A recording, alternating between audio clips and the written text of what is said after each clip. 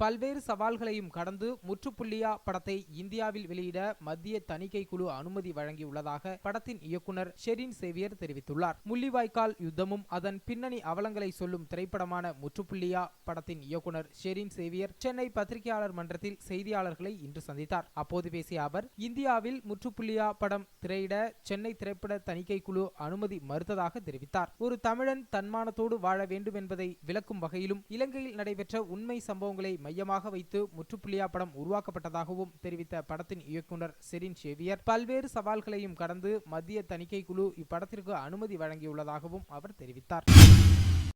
என்னுடைய பெயர் ஷெரீன் சேவியர். நான் அதாவது முற்றுப்புள்ளியா என்ற ஒரு தமிழ் திரைப்படத்தை இலங்கையில் நடந்த உண்மை சம்பவங்களை மையமாக வைத்து திரைக்கதை ஆக்கப்பட்ட ஒரு படத்தை நான் எடுத்திருக்கின்றேன். அந்த படம் பல சவால்களையும் எதிர்நோக்கி தற்போது தணிக்கை குழுவினால் அதற்கு அதாவது இந்தியாவில் அந்த படத்தை போடலாம் என்ற ஒரு முடிவை எங்களுக்கு தந்திருக்கின்றது மே மாதம் 6ஆம் தேதி.